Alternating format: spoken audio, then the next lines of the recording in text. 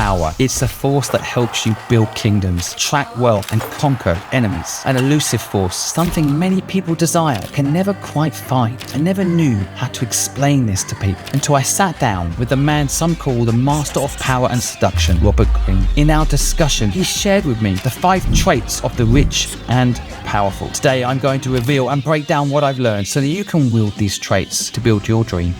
First up, how the powerful command themselves. So the first and most important step is mastering yourself before anything else. But the problem in mastering yourself is a lot of it has to do with gaining discipline. And what I've learned over the course of writing my 7 books and through the course of my whole life is that you master yourself through learning something that you love, that interests you. That's how you develop discipline. I can't tell you how important what he just said is. I'd love you to replay this clip every morning until you've figured out what it is you love. Now, maybe you know what you love. Brilliant. Write it down and then apply your life to it.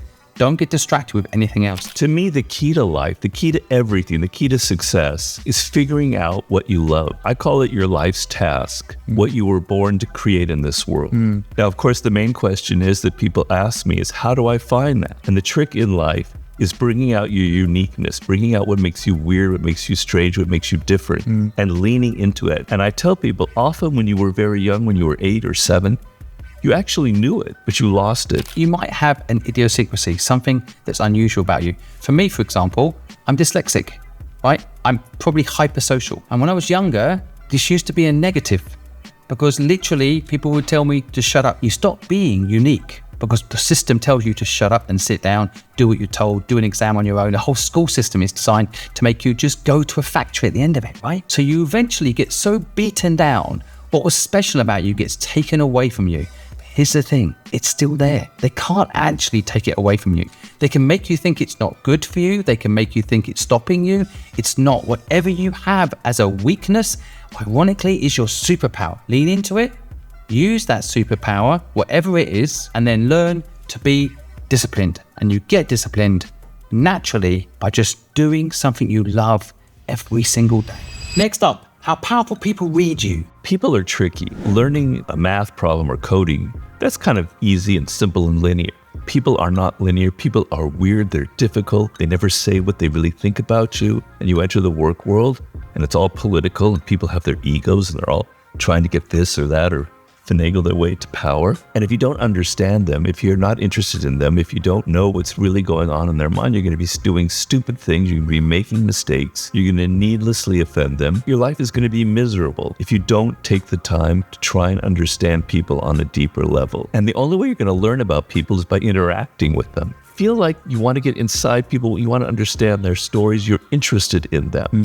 I recently went to the Mini garage and tried to buy my wife a Mini. The salesperson there did a brilliant job. You know what she did? She listened to my wife's story about how she doesn't like reversing the car and the problem with the new style of Mini. By the end of it, the salesperson said, I don't think we've got a car that's going to suit you right now. Instantly in that moment, my wife and that salesperson who just met that day had a bond. My wife trusted her. We left the showroom. We didn't buy a car, but my wife still mentions that lady at the Mini garage who was honest, someone who just genuinely listened to her needs and didn't push something down her throat. But the most important thing about understanding human nature is that appearances don't matter.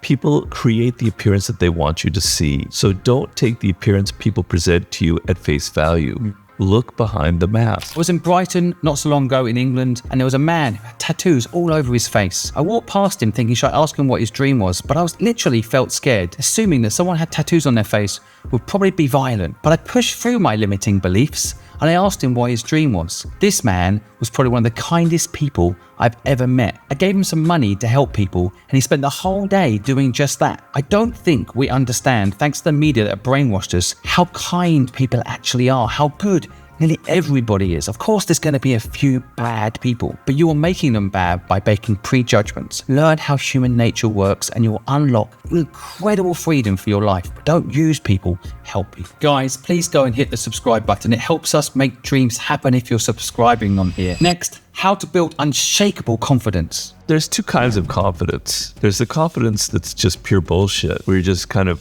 presenting a confident front, faking it. And then there's the confidence that's a quiet confidence that's based on the fact that you know what you're talking about, that you have skill, that you've had success in life. If you want to have confidence in life, it has to be built on something real. I started my first business at 15 years old. The word confidence didn't even exist. I had no choice but to make it work. And because I had no choice, I knocked on that door the first day and I got lucky. The person said yes when I asked if I could be their gardener. That built my confidence up. The next 10 people I asked, can I be your gardener? They said no. But that first time of yes gave me the confidence. Being confident when you meet a man or a woman is very important, and it's very seductive. It's a very powerful quality. It's like charisma. If it's just you're trying so hard to feel confident, particularly women, they can see right through it. You're not going to have confidence until you actually create something, but it can come in small pieces. Like, okay, I'm going to start a business. I have a business in my mind. It's been my dream. I can't start right now because I don't have the funds. I'm going to spend the next few months learning the first steps of the process. That already will build confidence that you're doing something. You're not just living in your dreams and imagining it. My feeling is now, when I meet all these people with the dreams, you guys, the biggest reason you're not making it happen is because you're not confident. The first person that you need to believe in you is you. You need to tell your subconscious that you can do it. Tell your subconscious out loud, I can do it. Say it now, I can do it. I will do it. It's going to happen. Because if you can convince your subconscious, then your actions will start following your subconscious requirements. You need to build up your confidence. And you need people around you to believe in you. And then you need to go start taking action so you can see that confidence pay off. Next up, the strategy behind adaptability. You know, the world changes at a very rapid rate. And so a lot of problems that people have that they come to me is, I got into this career and it was really great. I mean, you don't know how many people here in Los Angeles in the film business had a little niche job that was really comfortable, making a lot of money. And suddenly streaming came on, they lost it. Suddenly AI come on, they lost it. I think adaptability is the single biggest reason I invest in people. You've got to understand, the world is changing fast, but you don't change with it, you're going to die. You have to be flexible. The goal in this world now, in this economy, is having a variety of skills. And then when that change happens, you're able to adapt. But you always have to keep in the back of your mind that this whole thing could blow up. I remember in 2006 when Twitter launched, before it renamed itself X, I told my head of social media at the time, I was running Fluid, the agency I owned in Hong Kong, we better get on this thing. I think it could be good. Now that person said to me at the time, I can't be bothered with one more thing to do. I don't want to touch social media. I develop websites. That's what they said to me. They didn't go on social media and they didn't follow through on their potential. They didn't adapt to the new world that came. People don't learn new things and lean into it, and you have to. It's up to you. It's your spirit, it's your mind, it's your openness. If you're rigid, if you think that I've figured it out, I've got it, in the pocket, I know exactly, I've got perfect career, you're going to be a dinosaur at some point. You're going to be extinct. The world will move on and you'll be left behind. You have to see the future and adapt to it. And if you don't, you become irrelevant, and that's not healthy. You need a purpose in life. You want to make sure you're doing something you love. And to do something you love, you have to go and learn things. At the beginning, you'll be crap at it. You have to push yourself through that pain barrier and get good at it. Because adaptability isn't about being brilliant at something new. It's about being bad at something new that you eventually get good at. Finally, we are all actors. Powerful people control the script. In 48 Laws of Power, I have the metaphor that we're all actors, that part of being a social animal is to act. And people who are really successful are actually really good actors. They know how to perform in front of the people who work for them, in front of the public. They're not being exactly who they are. They're not being completely authentic. They're playing a role and they're good at it. So you're an actor. Take control of that and realize people are going to judge by how you appear. It's fascinating. We live in a world where people would judge you for how you act. It doesn't matter how you act. You're going to get judged. So why not be who you want to be? Why not act out the part you want to become? Reinventing yourself is like becoming someone else. It's like fun. It's like, I'm going to be someone else. It's a new role I'm going to play. It's exciting to feel like you have control over your identity, about how people see you, and that sometimes you like to mix it up. When I was 13 years old, someone asked me, what do I want to do when I grow up? I said I wanted to be a lawyer. I really believed it. And I think I even acted a bit like a lawyer at 13 years old. And then at 15, I became homeless, and then I had to start a business, became a gardener.